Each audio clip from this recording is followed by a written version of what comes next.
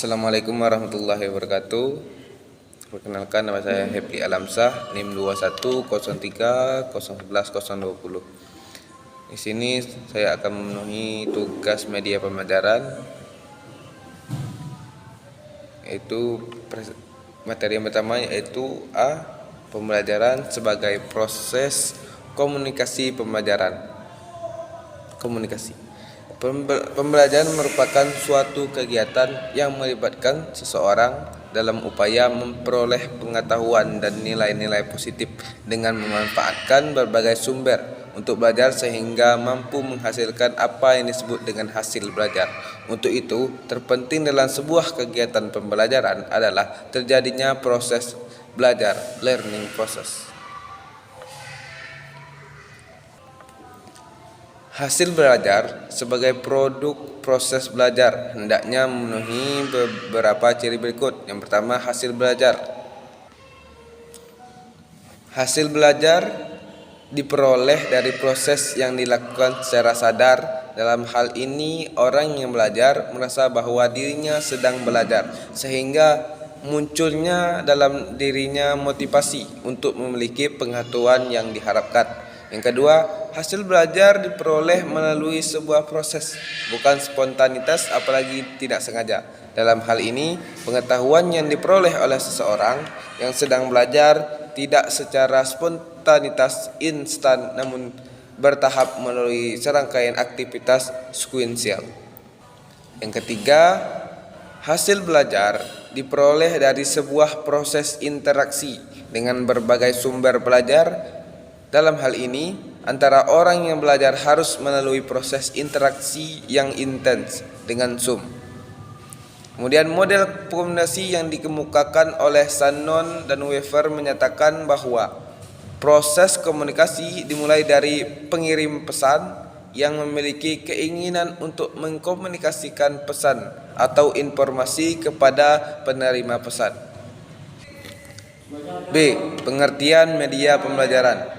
Enid dan kawan-kawan 1986 mengemukakan definisi medium sebagai sesuatu yang membawa informasi antara sumber dan penerima informasi.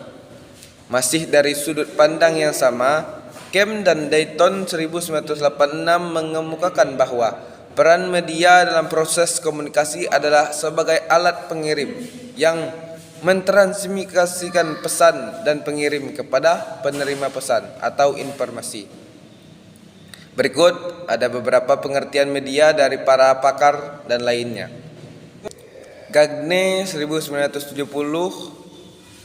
media berbagai jenis komponen dalam lingkungan anak didik yang dapat memotivasi anak didik untuk belajar. Bright 1970, segala alat fisik yang dapat menyajikan pesan serta merangsang anak didik untuk belajar. Kemudian Arif S. Sadiman 1990, segala sesuatu yang dapat digunakan untuk menyalurkan pesan dari pengirim ke penerima sehingga dapat merangsang pikiran, perasaan, minat serta perhatian siswa sedemikian rupa sehingga proses belajar terjadi.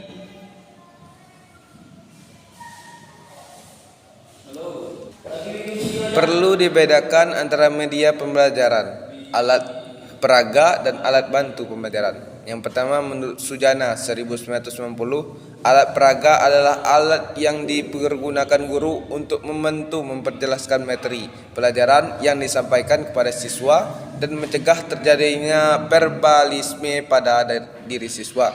Yang kedua itu Humalik 1994 menjelaskan bantu belajar adalah semua alat yang dapat digunakan untuk membantu siswa melakukan perbuatan pembelajaran sehingga kegiatan belajar terjadi lebih efisien dan efektif. Kemudian pengaruh perkembangan paradigma teknologi pendidikan dalam memandang media pembelajaran.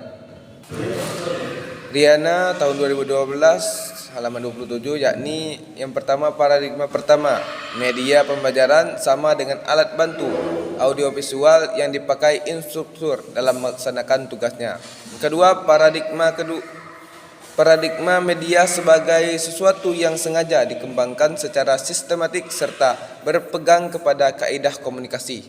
Yang ketiga, media dipandang sebagai bagian integral dalam sistem pembelajaran.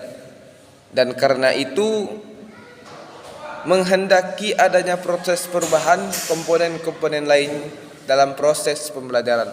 Yang keempat, paradigma media pembelajaran dipandang sebagai salah satu sumber yang disusun dengan sengaja dan dikembangkan dengan tujuan dan dimanfaatkan untuk kepentingan bela.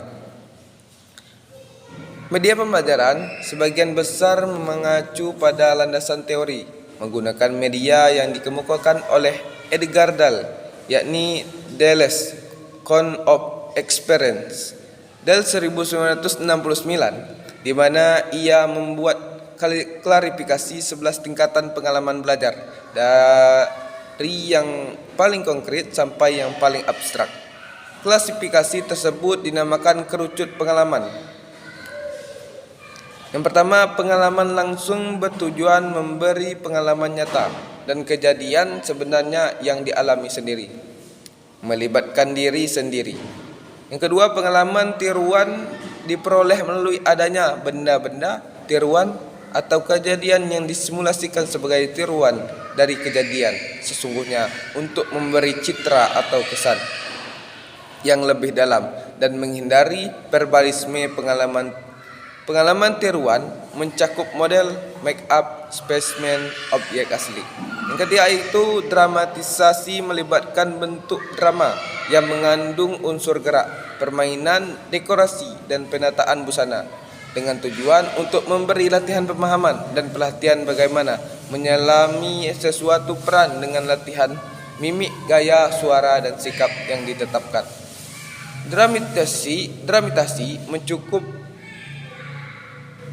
permainan di panggung, pertunjukan sejarah di alam terbuka, sandiwara bisu, permainan dekorasi dan adegan tanpa gerak dan